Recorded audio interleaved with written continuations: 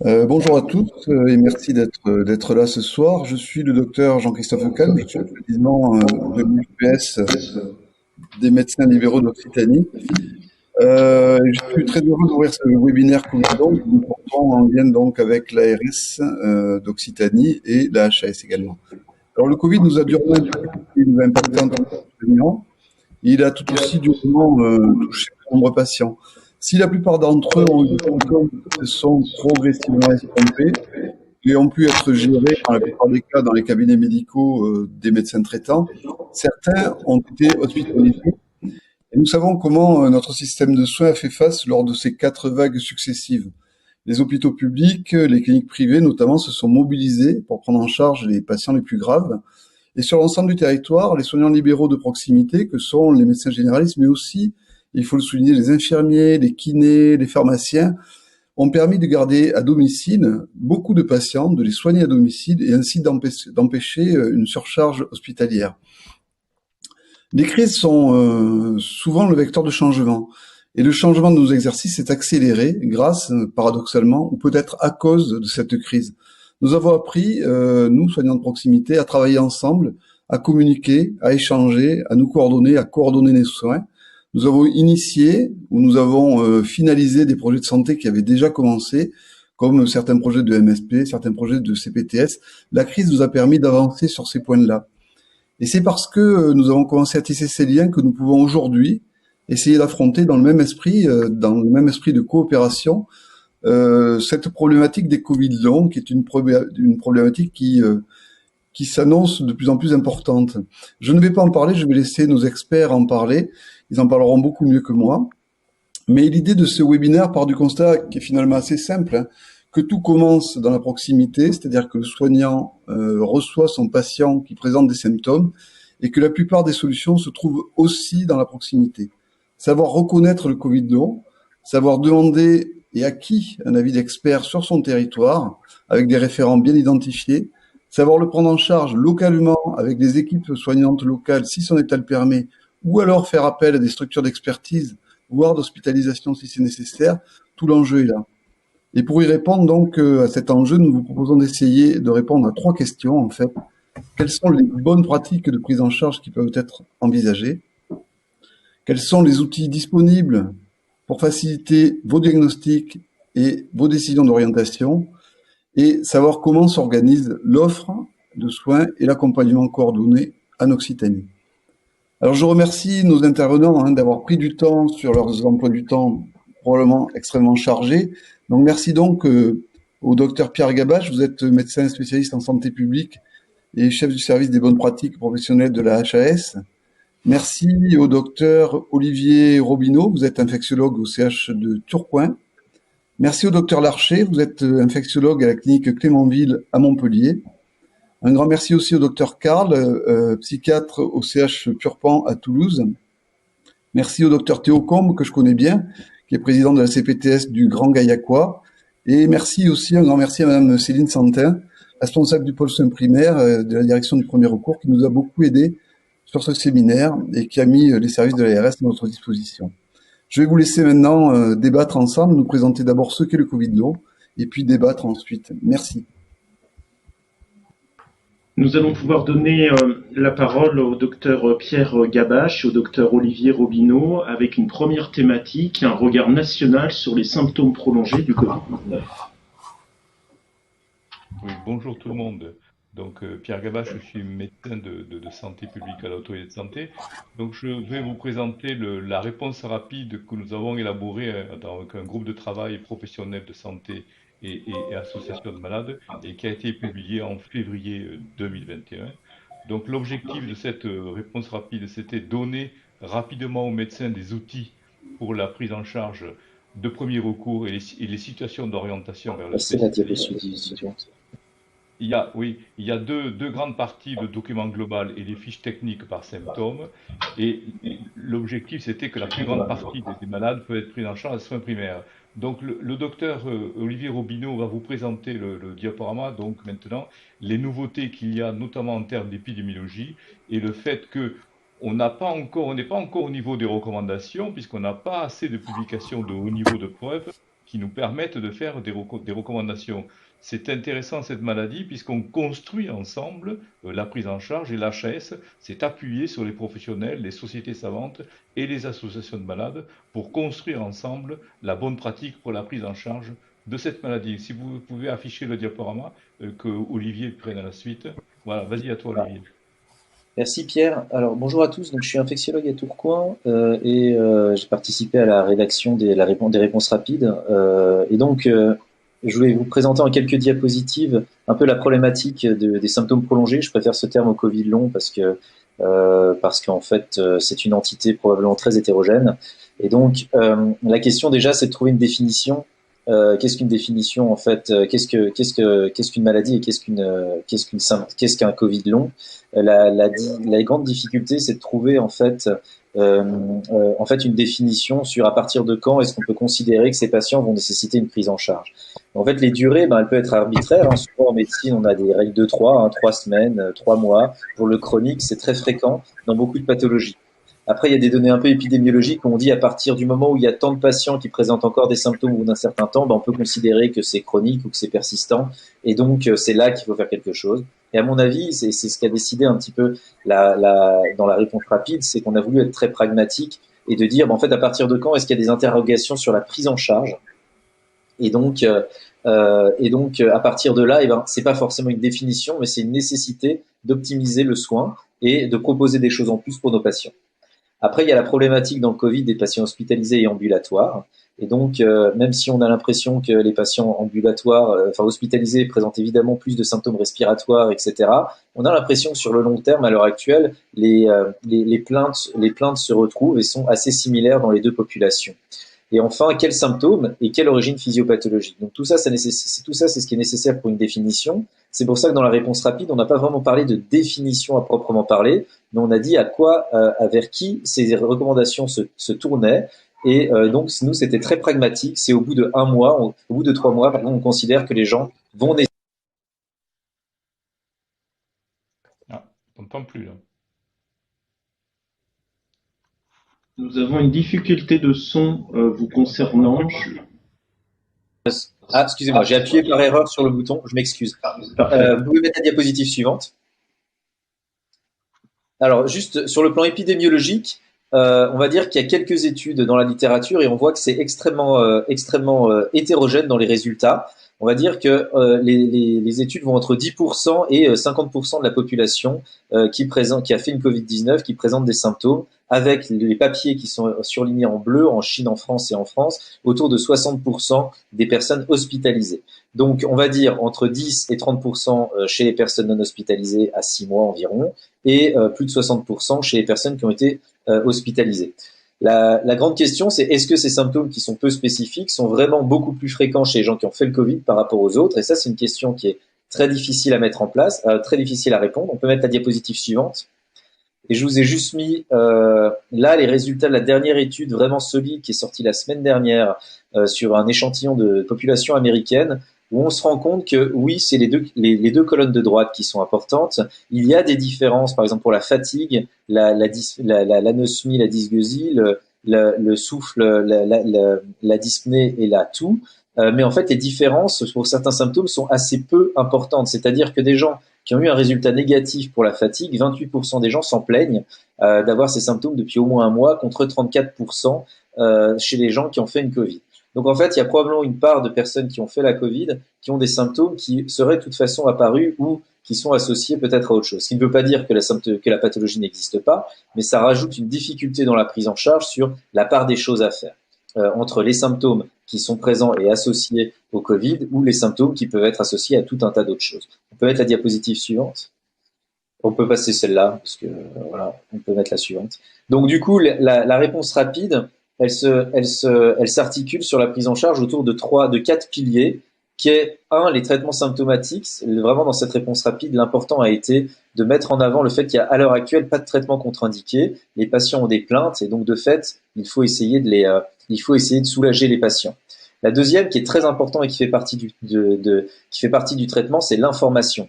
C'est-à-dire expliquer ce que les gens ont, que ce n'est pas quelque chose quelque chose d'inconnu, que on voit beaucoup de patients qui ont ces symptômes-là, qu'on connaît maintenant à peu près à quoi ressemblent les gens qui ont des symptômes persistants, et leur expliquer que les traitements symptomatiques, la rééducation et la prise en charge, elle peut marcher chez beaucoup de patients.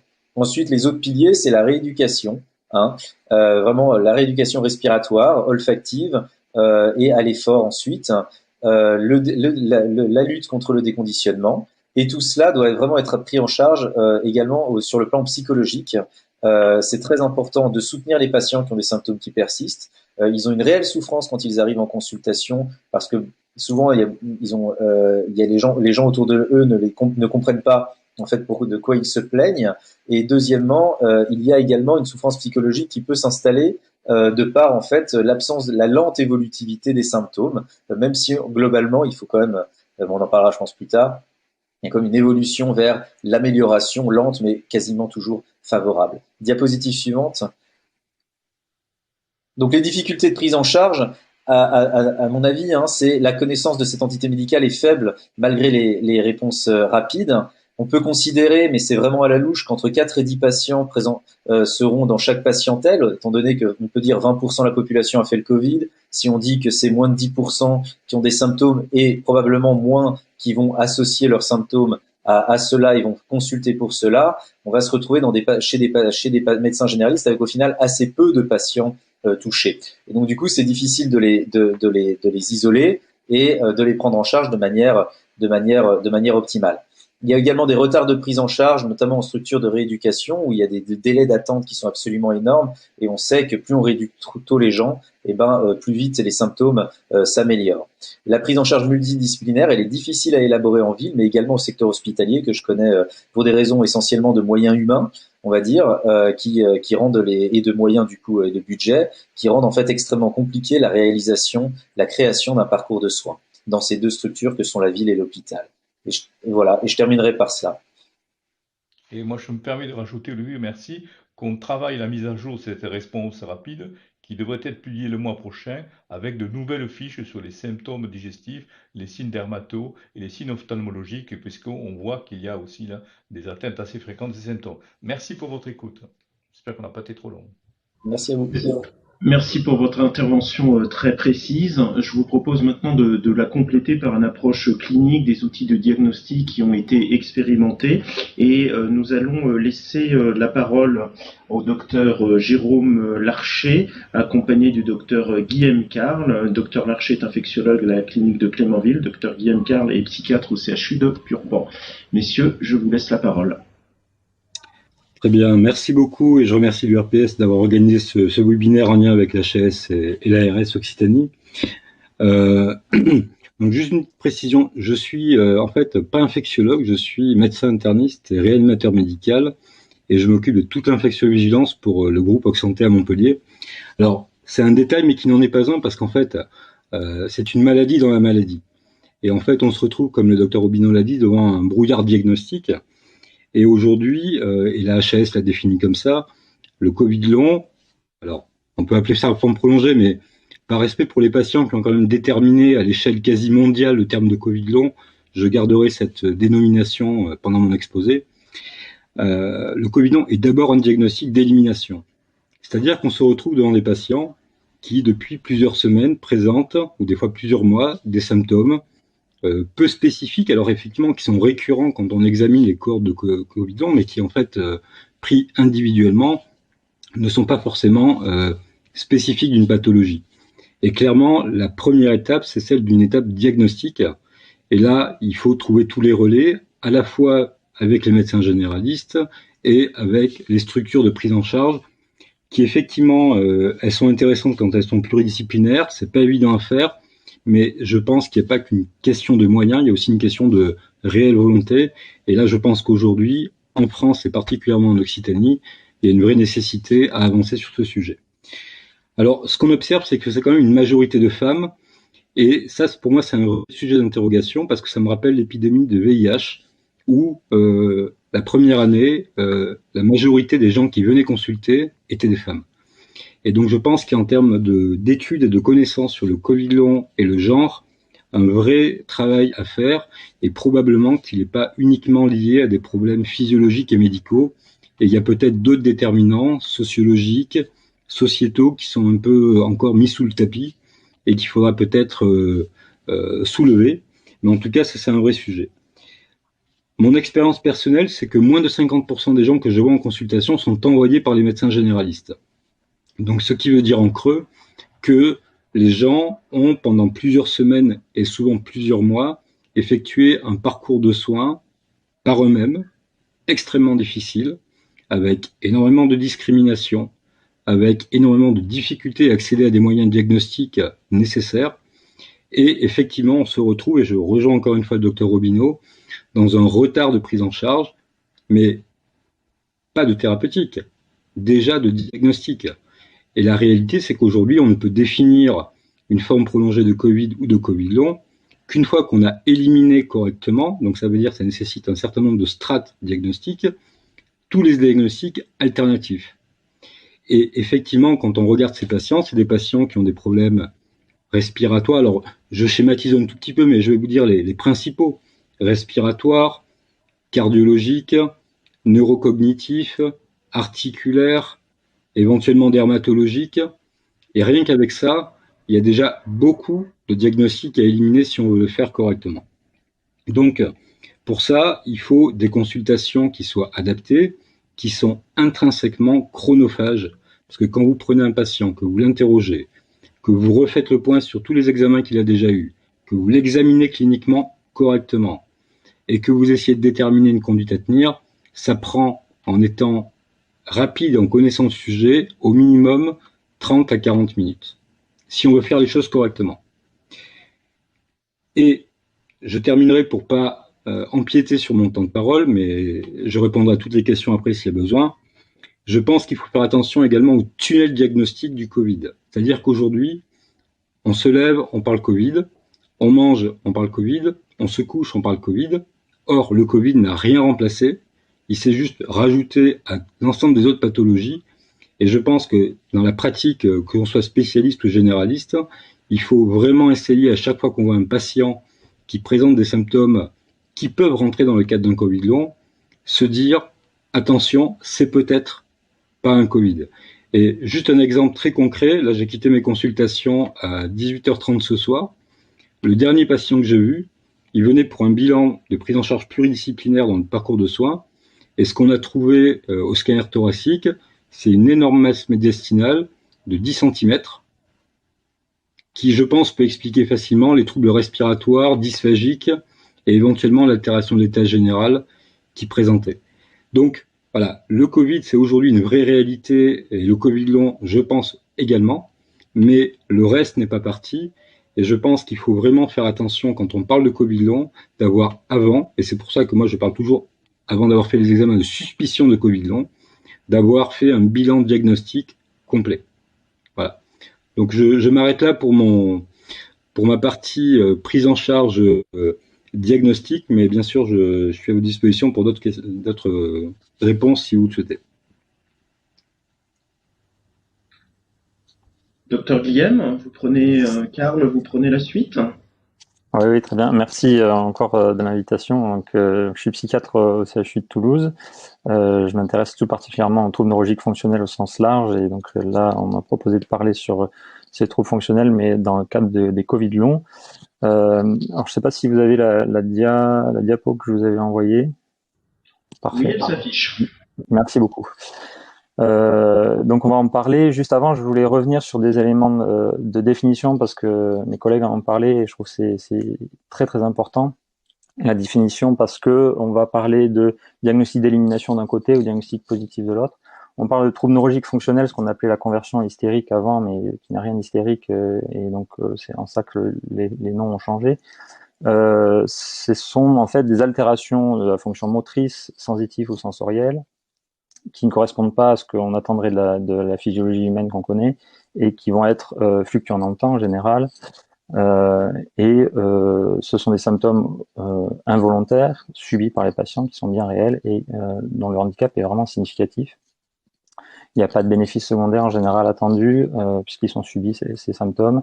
Là, je parle vraiment des troubles neurologiques fonctionnels. Et c'est un diagnostic qui est positif hein, dans les critères maintenant. C'est plus un diagnostic d'élimination. On a des symptômes spécifiques et sensibles qu'on va aller rechercher. Les neurologues le savent assez bien. À la différence de ce qu'on va appeler troubles somatoformes ou troubles symptômes somatiques, comme on les appelle dans le DSM-5 maintenant, où les symptômes vont être moins facilement objectivables, de la fatigue chronique, des douleurs chroniques, ou associé à ça, on va retrouver des pensées catastrophistes ou une anxiété exagérée centrée sur la maladie. Dans ces cas-là, on reste sur la question du diagnostic d'élimination, ce qui amène du coup toute la difficulté en tant que spécialiste d'organes, parce qu'il y a la question des diagnostics différentiels évidemment. La simulation, juste pour rappel, mais là, la simulation, là, on va parler de symptômes volontairement activés avec une recherche active, consciente de bénéfices secondaires. Sur les modèles explicatifs, très rapidement, mais parce que c'est important pour la suite, je vous invite à aller voir le site Neurosymptômes qui est vraiment très bien fait par les collègues écossais. On parle des modèles des 3 P pour expliquer ça, mais c'est des modèles que l'on retrouve dans beaucoup de pathologies en médecine. On va avoir un terrain favorisant, on n'est pas tous égaux à développer des symptômes neurologiques fonctionnels ou des troubles somatoformes. Les facteurs prédisposants qu'on va connaître, c'est, alors il y a un ratio homme-femme, hein, 75% de femmes, 25% d'hommes, donc c'est pas exclusif non plus. Le fait d'avoir des psychotraumas dans l'enfance ou à l'âge adulte, ça à 75% aussi à peu près. Le fait d'avoir grandi dans un environnement où on a des proches qui ont des maladies chroniques, qu'on a dû s'occuper d'eux sous la forme une sorte de sauveteur pathologique. Sur ça va apparaître un facteur précipitant. Dans 80% des cas, on retrouve un trauma physique. Donc ça peut être une chute, un accident de la voie publique dans les cas de troubles neurologiques fonctionnels hors Covid. Mais ça peut être une infection banale ou un passage en réanimation. Donc là, on le voit beaucoup avec le Covid. Et sur ça vont apparaître des symptômes, parfois secondaires aux lésions d'organes, parfois sans lésions d'organes sur les formes mineures. Voilà. Et des facteurs perpétuants vont faire rentrer ces symptômes dans la chronicité.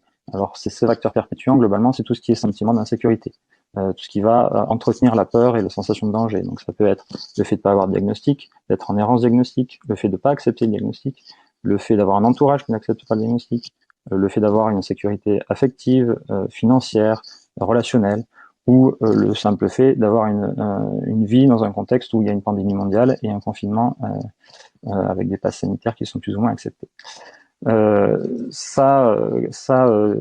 Discuter au niveau de la définition, je trouve que c'est important en effet qu'il y a quand même plusieurs patients différents dans ce qu'on appelle les Covid longs. C'est un fourre-tout, ce qui est compliqué pour diagnostiquer et prendre en charge. Il y a les Covid longs secondaires des formes graves. On sait que la réanimation, passer en réanimation, c'est très pourvoyeur d'état de stress post-traumatique, mais aussi parce qu'ils sont plus amenés à avoir des symptômes résiduels séquelaires de lésions d'organes. Mais ça, comme disait le docteur Orbino, ça n'empêche que ces patients peuvent avoir des symptômes à long terme qui ne peuvent pas s'expliquer parfois par les aspects de lésions d'organes ou séquelles de lésions d'organes. Et d'un autre côté, ceux qui vont aussi nous intéresser, c'est ceux secondaires à une forme mineure, qui vont développer les Covid longs. Alors, il y a plusieurs études assez intéressantes pour le suivi qui montraient qu'à 1 an, on retrouvait des symptômes, alors là pour le trouble neurologique fonctionnel, symptômes plutôt donc d'altération de la fonction, faiblesse musculaire dans 20% des cas, des troubles de la marche dans 9% des cas, des vertiges et des troubles attentionnels. Et ça va être important pour en parler après parce que c'est quelque chose qu'on connaît dans le trouble neurologique fonctionnel. Donc indépendamment d'un facteur précipitant qui serait le Covid, c'est très fréquent et c'est très en jeu dans les facteurs, des mécanismes pathophysiologiques de la pathologie. Et associé à ça, dans les Covid longs en forme mineure, des comorbidités psychiatriques qu'on va retrouver un peu en même fréquence que n'importe quelle maladie chronique, c'est important quand même de le rappeler. Globalement, entre 15 et 40% de dépression, anxiété, dont état stress post-traumatique. Ne pas oublier quand même les éléments de symptômes dissociatifs qu'on va retrouver et qui peuvent être aussi pourvoyeurs de symptômes physiques. Il y a des structures innovantes qui existent, mais je rejoins tout à fait mes collègues sur l'idée qu'il y a une nécessité de travailler ensemble et de travailler spécifiquement sur cette population-là qui est en errance et qui a vraiment besoin d'une prise en charge spécifique avec un diagnostic positif ou en tout cas éliminer tous les diagnostics autres, comme le disait le docteur Larcher, s'assurer aussi de bien poser le bon diagnostic chez ces patients. Dans le cas de troubles neurologiques fonctionnels avec un neurologue, dans le cadre de symptômes, donc de troubles symptômes somatiques ou somatoformes par des pneumologues sur le syndrome d'hyperventilation par exemple, etc., etc.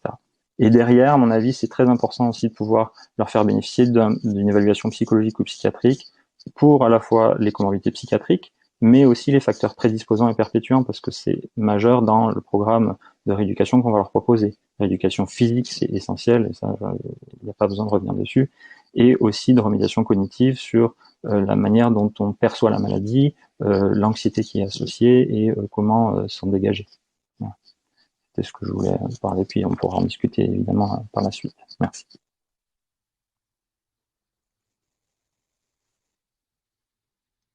Merci pour la précision également de votre intervention. Nous allons continuer de descendre au niveau de la granulométrie et de parler de l'organisation qui pourrait être envisagée sur le territoire à travers la prise en charge. Deux exemples courts vont vous être présentés. Le premier par le docteur Jérôme Larcher, le deuxième par le docteur Théo Combe, et ensuite Céline Saintin à la direction du premier recours expliquera ce qui nous attend et ce qui est envisagé sur le plan régional. Docteur Larcher, la parole est à vous.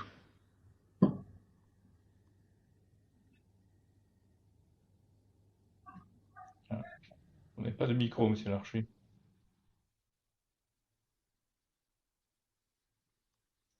Vous n'avez pas de micro.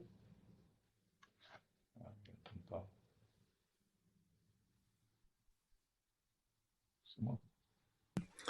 Docteur Larcher, votre micro est coupé. On ne vous entend pas. Voilà, j'avais été bon élève et j'avais coupé, j'ai oublié de le remettre. Désolé. À vous. Je reprends, désolé.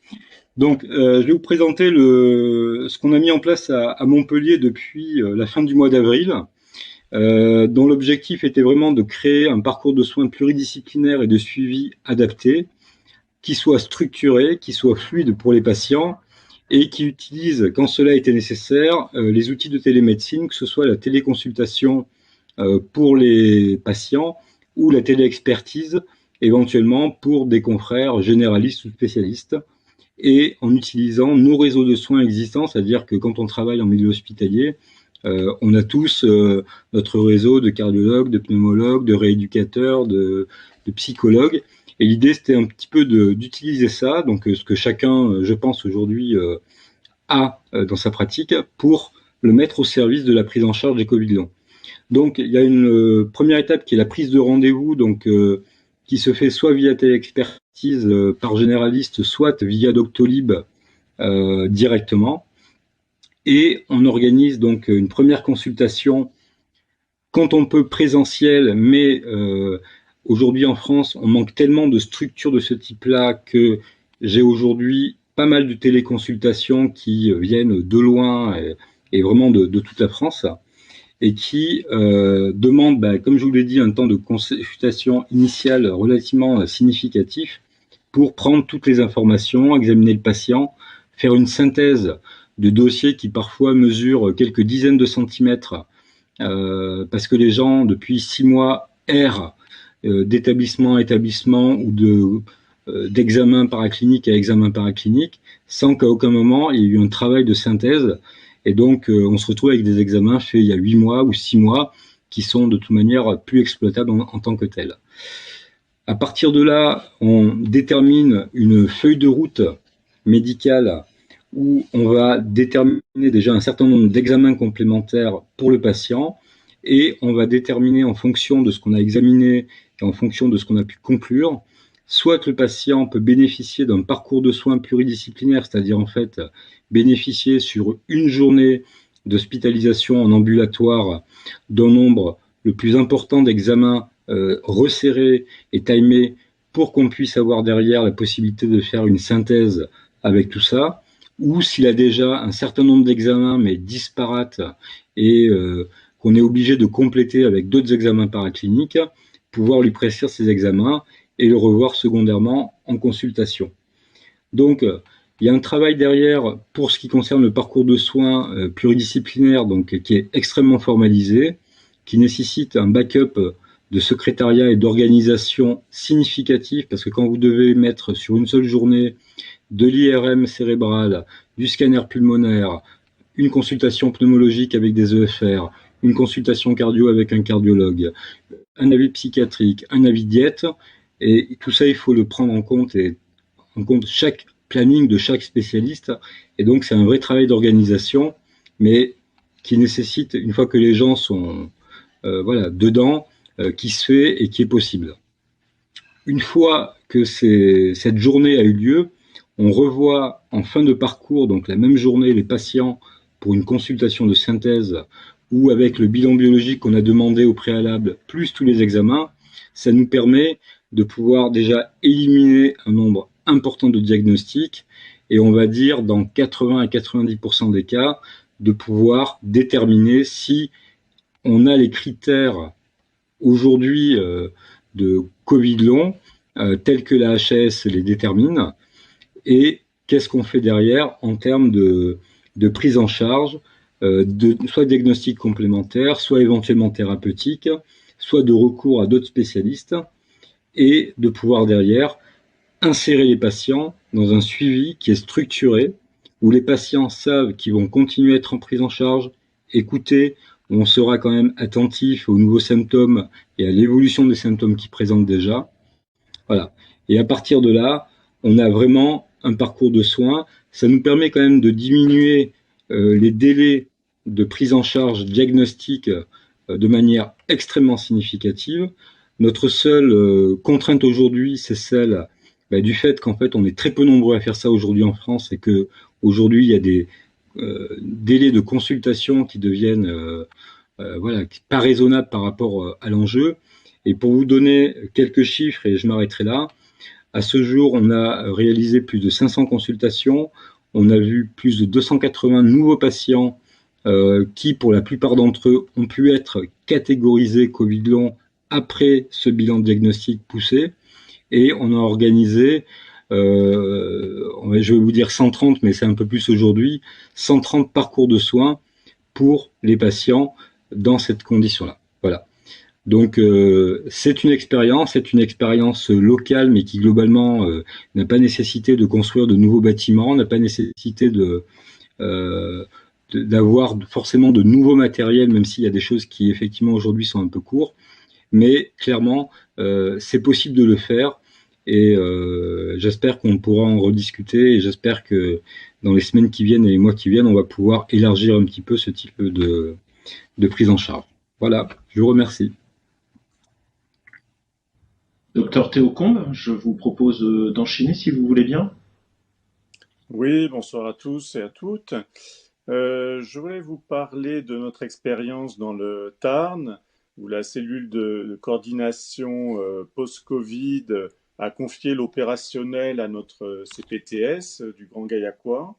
Les missions, je les regrouperai en trois points. C'est d'abord recenser des ressources, c'est communiquer, et puis c'est d'apporter éventuellement une aide à la coordination dans les cas les plus complexes.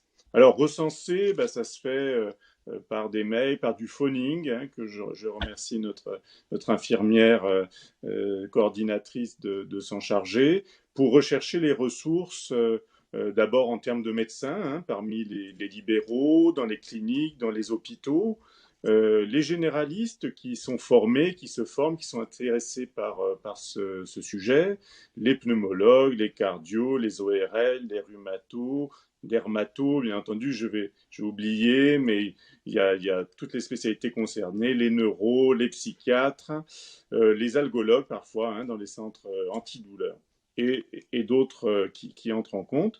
Mais bien sûr, nous sommes une CPTS, nous avons une approche pluriprofessionnelle et donc nous avons recensé aussi les ressources sur notre territoire et au-delà, nous avons vocation à le faire au niveau départemental. Donc les kinés qui ont un grand rôle dans la rééducation des patients, rééducation respiratoire dans le cadre des syndromes d'hyperventilation, rééducation à l'effort. Et on voit que c'est ça qui permet souvent de sortir un certain nombre de patients de leurs symptômes respiratoires notamment. Les diététiciens, les psychologues, les infirmiers et les pharmaciens qui voilà, sont en première ligne pour faire du repérage des patients et attirer l'attention du médecin traitant. Nous avons la chance aussi d'avoir une infirmière azalée qui fait des groupes de marche, qui fait des groupes de récits de vie et qui peut aussi faire un suivi individuel au long cours. Donc en fait, le médecin généraliste, il a la chance de pouvoir faire sa démarche diagnostique déjà en plusieurs consultations, parce qu'il fait un suivi au long cours du patient. Donc il y a une écoute empathique pour accueillir ces symptômes qui certes peuvent être parfois déroutants, s'appuyer sur un examen clinique approfondi qui va pouvoir renforcer à chaque consultation et s'appuyer aussi sur des examens paracliniques, des examens complémentaires qui vont être choisis de manière pertinente et argumentée. Donc ça, c'est la chance du médecin généraliste et aussi de pouvoir s'appuyer sur l'équipe de soins primaires qui est autour de lui. Et puis, là où il y a des CPTS, et voilà, nous espérons que ça se développe de plus en plus, s'appuyer sur la CPTS et parfois la cellule de coordination départementale. Et ça permet de résoudre quand même la plupart des cas, des situations des patients. Donc, deuxième point, communiquer. Alors, nous, on a fait une plaquette, ça peut être un site, ça peut être les réunions. La force des CPTS, c'est aussi qu'on se connaît de plus en plus. Et c'est voilà, c'est le sens de ces communautés de santé. Troisième point, c'est apporter une aide à la coordination. Donc, coordination des acteurs sanitaires, ça je l'ai dit, mais aussi médico-sociaux, sociaux. Donc là, on retrouve les partenaires des futurs DAC qui se mettent en place aussi dans les départements. Et bien sûr, nous avons fait le choix d'avoir un outil communiquant, c'est SPICO Dossier. Donc, l'instruction qui a été donnée au personnel de la CPTS, c'est d'utiliser SPICO Dossier pour toutes les situations qui nécessiteraient une coordination plus approfondie. Donc voilà, une aide à la coordination au niveau du médecin traitant, au niveau de la CPTS, au niveau de la cellule départementale. Vous pouvez retrouver pas mal de ressources aussi sur le site de l'URPS Médecins, je le place ici. Et puis, Madame Saintin, je crois, va nous expliquer après comment on peut aussi aider un certain nombre de CPTS à développer ses compétences dans l'aide à la coordination sur ces situations post-Covid. Merci pour cette transition. Je vous propose, Madame Céline Saintin, de prendre la parole sur cette thématique de perspective d'organisation sur la région Occitanie. Merci bien. Bonsoir. Donc, comme l'a précisé Théo Combe, on a au niveau de l'Occitanie mis en place des cellules de coordination dans tous les départements. Donc là, vous avez un descriptif sur le Tarn avec un numéro unique. Ce qui est important, c'est que ces cellules de coordination sont là pour vous appuyer, appuyer les professionnels libéraux, les professionnels de santé, pour vous appuyer dans cette prise en charge. Et donc après, à terme, mais très rapidement, Jérôme Larcher l'a rappelé aussi, il faut aller assez vite. Le but, c'est d'élaborer finalement un annuaire des principales spécialités pour ces prises en charge et qui est vraiment une organisation territoriale qui soit efficace et opérationnelle pour appuyer les médecins généralistes. Donc, vous avez un exemple de CPTS là aussi. Donc, un appel à candidature va partir en début de semaine prochaine pour que les porteurs de projets de CPTS puissent se positionner.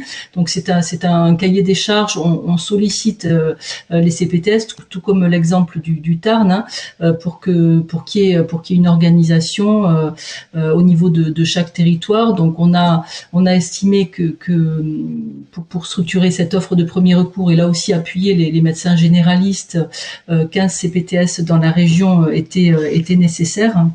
Donc voilà, l'idée c'est d'avoir vraiment des professionnels de santé formés, volontaires et impliqués pour appuyer les médecins généralistes et pourquoi pas, selon l'organisation qui aura été décidée, il va y avoir une certaine souplesse sur les territoires par rapport aux projets qui seront proposés. Pourquoi pas, surtout avoir là aussi prendre le relais du médecin généraliste pour organiser l'évaluation et le bilan des patients dès lors que les médecins généralistes le le demanderont. Donc, pour compléter cette structuration de l'organisation et de la prise en charge, deux appels à manifestation d'intérêt vont être aussi publiés très rapidement par l'ARS. Donc, un premier sur des centres de ressources pour compléter, comme le fait la clinique Clémenville aujourd'hui, c'est cette expertise au niveau du court séjour. Donc 4 centres de recours seront ainsi labellisés en Occitanie. Et du coup, un appel à manifestation d'intérêt aussi concernant les structures de SSR pour labelliser là aussi en second recours les établissements de SSR pour vraiment avoir une offre globale et surtout organiser cette prise en charge en Occitanie. Voilà. Merci.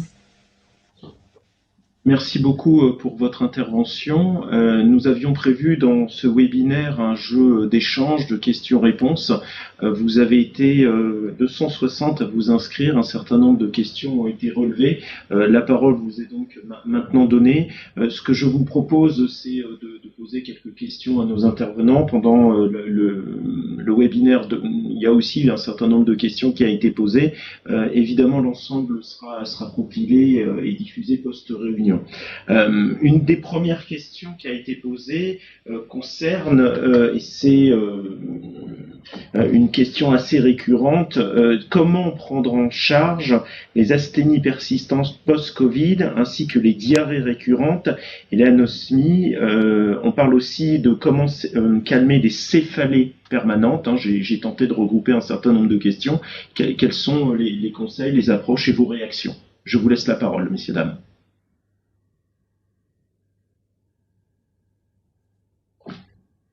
Pierre, on n'entend pas.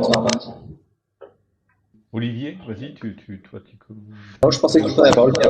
Non, mais ça fait beaucoup de questions en une. Et je pense que c'est trop facile de dire allez voir les réponses rapides où il y a des fiches pour chacun des symptômes cités. Mais en soi, ce qu'il faut rappeler, c'est qu'il y a la notion de symptômes pris isolément qui nécessite une prise en charge symptomatique qui est la même que dans les autres situations médicales qui présentent les mêmes symptômes sans étiologie qui sont au final assez fréquentes en médecine générale. Après, la vraie chose, ce qui est vraiment très important, c'est au-delà de la prise en charge symptomatique des douleurs, c'est de voir les ressentis et le retentissement des symptômes, et de bien les expliquer et d'expliquer qu'ils sont vraiment qu'on comprend pourquoi on commence à comprendre pourquoi ils existent. Et rien que ça, et déjà, on peut soulager une bonne partie des symptômes. On a eu une longue discussion avec les patients. La rééducation, elle est centrale, que ce soit pour les différentes, que ce soit pour les symptômes respiratoires, olfactifs, où il y a vraiment une kinésithérapie spécifique, etc. Et pour les autres symptômes, fatigue, essoufflement, qui sont souvent très reliés. Parfois, c'est difficile de mettre en évidence un essoufflement masqué. Et donc là, c'est de la rééducation, souvent d'abord ventilatoire, avant de faire de la rééducation à l'effort, parce qu'on dit souvent qu'il faut d'abord apprendre à respirer avant de faire des efforts. Donc, je sais pas, je laisse la parole à mes collègues. Il y a d'autres choses à rajouter là-dessus, peut-être, Jérôme? Non, mais alors, je vais essayer de pas redire la même chose, mais je pense que, et je vais enfoncer encore le clou, la vraie question, c'est, dans la mesure où de toute manière aujourd'hui, il n'y a pas de traitement spécifique pour les formes prolongées de Covid, la question la plus importante, c'est celle du diagnostic. Et donc, ça veut dire que là, pour le coup, je pense qu'on a une vraie obligation de moyens diagnostiques pour être sûr que quand il y a un symptôme, et on sait très bien en médecine que c'est pas très bien de traiter des symptômes isolément quand il y en a 4 ou 5 ensemble, on sait qu'on manque probablement quelque chose. Donc ça veut dire qu'il faut vraiment avoir une certitude diagnostique sur le fait qu'on n'est pas passé à côté d'autre chose qu'une forme prolongée de Covid. Première chose. Et par exemple, pour ce qui relève des troubles neurocognitifs ou des troubles olfactifs, moi maintenant, il y a un examen que je demande de manière systématique, c'est le TEP scan cérébral. Parce que on a quand même aujourd'hui des publications qui retrouvent des anomalies et des hypométabolismes au niveau cérébral chez des gens qui sont pas épileptiques chroniques, qui sont pas déments, qui ont 35 ans. Et honnêtement, alors bien sûr qu'on n'a pas fait le TEP scan avant qu'ils aient le Covid, mais si vous voulez, il y a quand même quelque chose d'assez perturbant quand on voit quand même par exemple, quelqu'un qui a un trouble obstructif et un hypométabolisme qui va se retrouver dans la région cérébrale ou du bulbe qui est en lien avec le symptôme. Donc aujourd'hui, la vraie question, elle est d'essayer d'avoir un diagnostic et après de proposer des solutions thérapeutiques qui aujourd'hui n'existent pas. Et c'est pour ça que c'est important qu'on se mette en marche ensemble, parce que tant qu'on n'aura pas commencé des études cliniques à visée thérapeutique avec ce qu'on sait aujourd'hui du Covid, ce qui n'est pas énorme, il y a probablement beaucoup de choses à connaître encore, je pense qu'on va se retrouver dans des solutions où on va leur dire, écoutez, je peux vous mettre quelque chose pour avoir le mal de tête, je peux vous demander d'aller voir un neurologue, mais clairement, on sait que le Covid est une maladie inflammatoire, systémique, où il peut y avoir de la persistance virale, où on peut avoir de la dysimmunité, où on peut avoir de la dysautonomie. Donc il y a probablement des formes hétérogènes de Covid long. Et je pense qu'un des grands challenges des mois et des années à venir va être de déterminer les différents sous-types de Covid long, parce qu'il y aura peut-être des prises en charge thérapeutiques qui vont être différentes. Donc on est vraiment au début d'un nouveau champ de connaissances. Donc aujourd'hui, l'idée c'est de ne pas nuire avec des thérapeutiques non validées et avec des effets secondaires importants. Mais je pense que c'est quand même compliqué aussi de se dire, aujourd'hui, il n'y a pas de traitement validé pour les Covid, donc on ne donne rien qui puisse essayer de soulager quelque chose de manière un petit peu globale, avec un levier un peu global. Voilà. Je ne sais pas si je me suis fait bien comprendre, mais je pense qu'aujourd'hui, il y a une vraie urgence, et c'est pour ça qu'il faut que rapidement, on rassemble nos cohortes de patients et qu'on puisse lancer des essais, parce qu'il va y avoir nécessité de trouver des solutions. Et aujourd'hui, si on demande clairement, est-ce qu'il y a un traitement pour le Covid long? Non. À part, effectivement, la rééducation, qui est un traitement, mais qui est quand même, honnêtement, qui répond pas non plus à toutes les questions qu'on peut se poser et qui répond pas à tous les problèmes des patients. Voilà. Je voulais me permettre de compléter, parce que je suis assez d'accord avec ce que dit le docteur Larcher sur ces aspects-là. Je voulais juste amener un bémol sur deux choses. La première, c'est sur l'écueil qu'il peut y avoir à hyper spécialiser la prise en charge d'un symptôme. On le voit historiquement sur la prise en charge des patients avec des troubles neurologiques fonctionnels ou des troubles somatoformes dans chaque spécialité, syndrome du côlon irritable, POTS en cardiologie, ce qui en fait permet d'avancer au niveau de la recherche de la physiopathologie dans chacun des symptômes, mais qui a tendance à compartimentaliser beaucoup ces domaines de recherche, qui commencent maintenant à se croiser, et donc c'est là où on se rend compte qu'en fait il y a beaucoup de choses qui se recoupent, et ça permet de gagner en expérience de la part de chaque spécialité qui s'est vraiment intéressé à chacun de ces symptômes-là. Et je pense que ça vaut vraiment le coup d'aller lire cette littérature sur les symptômes chroniques d'allure somatoforme ou des troubles neurologiques fonctionnels, parce que il y a plus de 20 ans d'expérience dans la prise en charge de ces patients, et il y a beaucoup de littérature dessus. Et à mon avis, il y a, encore une fois, je suis d'accord avec le docteur Archer sur le fait que le Covid long, c'est un fourre-tout encore pour l'instant, et qu'il y a besoin d'être plus spécifique sur les types de prise en charge, les diagnostics, mais d'aller garder en tête qu'il y a une expérience qui existe dans ce domaine de prise en charge qui peuvent vraiment faire gagner du temps dans la prise en charge de certains de ces Covid longs. Ça, c'était la première chose. Et la deuxième chose, c'était par rapport à la scintigraphie. Je trouve que c'est un sujet important, la scintigraphie cérébrale sur les troubles attentionnels. C'est un domaine de littérature sur lequel je me suis beaucoup penché aussi. Et je mettrais aussi un bémol sur le fait que la littérature, pour l'instant, elle nous permet pas d'amener une recommandation de systématique pour ces patients, pour la simple et bonne raison que c'est un examen qui est métabolique, donc ça et dans les études pour l'instant, les biais, les facteurs de confusion comme la présence d'une dépression, d'un trouble anxieux, on le sait dans ces populations qui sont assez importantes, ne sont pas pris en compte. Et c'est sur juste ce bémol-là que je veux mettre, c'est que sur les troubles attentionnels, ça fait partie aussi d'une pathophysiologie qu'on connaît dans les troubles neurologiques fonctionnels, dans les troubles somatoformes, l'hyperfocalisation attentionnelle sur un symptôme de manière inconsciente et de manière consciente qui vient en fait réduire nos capacités attentionnelles volontaires, et donc nous amener aussi à être fatigable beaucoup plus vite, parce que nos mécanismes attentionnels automatiques involontaires sont entièrement consacré à ce symptôme en fait. C'est-à-dire que le cerveau se focalise sans qu'on le veuille sur la symptomatologie et c'est très énergivore et attentionnel. Ça réduit les capacités attentionnelles volontaires des patients. C'est très bien étayé dans la littérature fonctionnelle. Et c'est très difficile à prendre en charge parce que du coup, ça gêne dans la rééducation physique, quand il y a des troubles moteurs fonctionnels par exemple, parce qu'ils sont très fatigables au bout de 5 minutes, ils n'arrivent plus à rien faire. Et en même temps, dans leur quotidien, ils sont extrêmement handicapés. Et c'est le cas aussi. Donc, ça reste une problématique à prendre en charge, mais pour l'instant, en effet, on est assez limité sur ça. Ouais. Mais je suis d'accord avec vous qu'il y a des cas de patients avec des encéphalites, avec des anomalies métaboliques en scintigraphie, mais c'est des cas assez spécifiques quand même. Il y a beaucoup de questions qui ont été posées. Je suis désolé, on est dans un format qui est réduit. Ce que je vous propose, c'est de se dire que ce type de sujet peut être complètement prolongé. Je voudrais revenir sur deux autres questions qui ont été posées, qui sont importantes. Beaucoup abordent la question de la pédiatrie. Et y a-t-il une problématique particulière, une manière de répondre sur la prise en charge de Covid long liée à de la pédiatrie?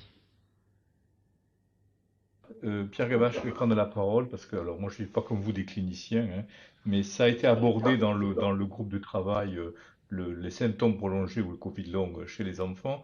Le CNP de pédiatrie, les pédiatres sont assez prudents car eux envoient très peu en consultation.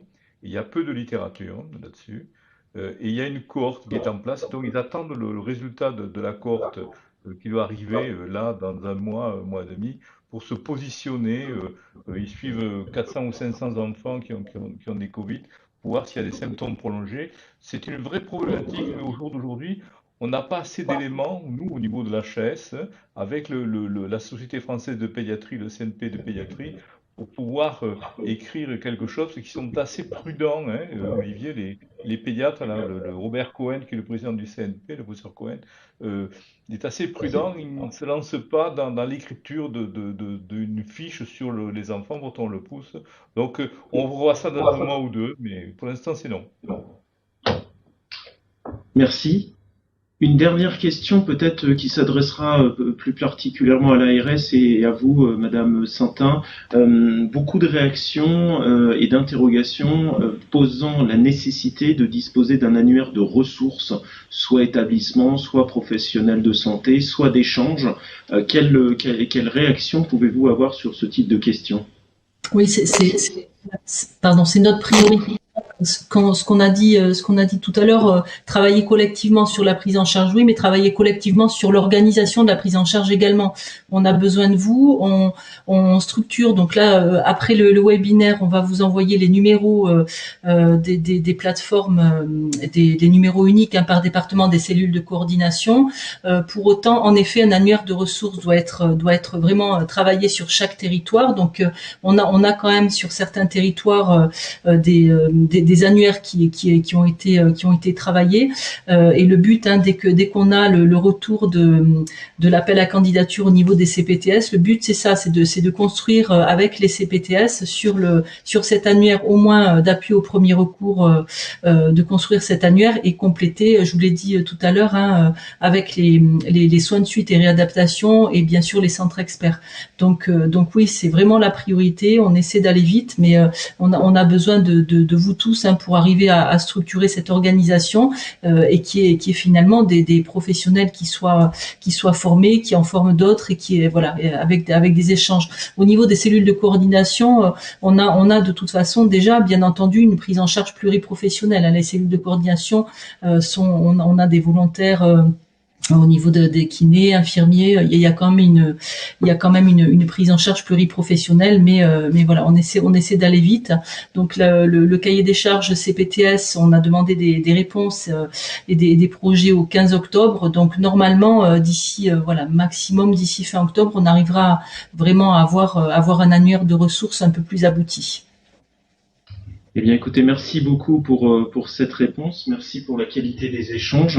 Je propose de donner la parole au docteur Jean-Christophe Kahn, président de l'URPS Médecins, pour conclure ce webinaire. Merci Monsieur Plantrou. Conclure et essayer de faire une synthèse sur un sujet aussi riche est quand même assez délicat. D'abord, merci à tous pour vos interventions de grande qualité qui m'ont éclairé sur beaucoup de points. J'ai retenu quelques points particuliers, hein. Vous avez beaucoup parlé de brouillard diagnostique, de tunnel, d'errance diagnostique et donc de retard diagnostique qui peut être préjudiciable aux patients. Ça prouve bien l'intérêt de communiquer sur ce sujet, de communiquer sur les signes d'alerte. Mais ils sont tellement vastes, variés. Par exemple, j'avais pas du tout la notion de ces signes psychiatriques, ces signes fonctionnels, hein, dont a parlé le docteur Karl. Ça aussi, c'est quelque chose qui m'a marqué. Ce qui m'a marqué aussi, c'est le nombre de cas importants, hein. Moi, je sous-estimais beaucoup le Covid. Je crois que c'est vous, docteur Gabache, qui avez dit que entre 4 et 10 cas par médecin généraliste, dont une majorité de femmes d'ailleurs, il va falloir faire des choix parce que le docteur Larcher a souligné tout l'intérêt du PET scan, mais vu le nombre de patients concernés, évidemment, ça sera pas possible pour tout le monde. Et donc, ça souligne tout l'intérêt de l'organisation des soins dans les territoires et tout l'intérêt de la proximité. Théocombe a axé son action sur plusieurs points, hein. Ça a été d'ailleurs repris par Mme Santin. Le premier point, c'est celui qui nous préoccupe tous, hein, c'est celui du recensement des ressources. Ça, c'est vraiment le sujet aujourd'hui qui nous importe. Ces ressources, elles sont récentes. On sait que dans la région, on peut compter sur le docteur Larcher en particulier. Mais je sais, docteur Larcher, vos délais diagnostiques, ils sont très longs, malheureusement pour nous. Et donc, il faut absolument, en amont de ces centres d'expertise, arriver à commencer à prendre en charge, à reconnaître d'abord et ensuite à traiter avec nos experts locaux, nos experts de proximité. Il y a de plus en plus de médecins spécialistes qui s'intéressent au Covid.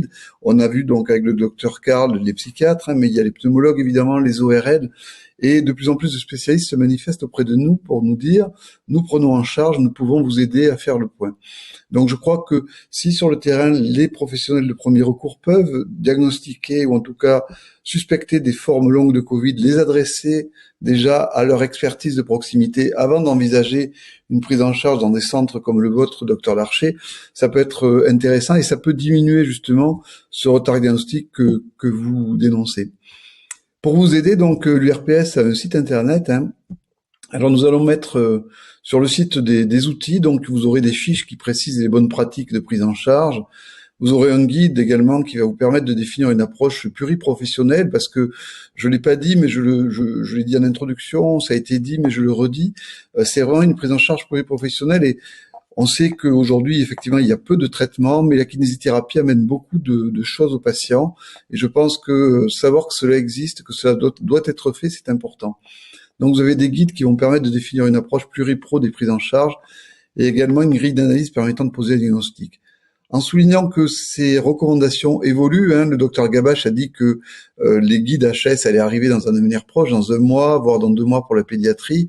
Donc évidemment, l'URPS se tient au courant, l'URPS alimente régulièrement son site et nous restons en lien fort avec l'ARS pour le recensement des professionnels de santé qui peuvent répondre dans le territoire et au plus près de vos cabinets, au plus près de vos implantations, à vos questionnements et qui pourront vous donner des réponses. Donc les numéros que vous allez mettre à disposition, Madame Saintin, sont importants aussi pour tous ces soignants de proximité.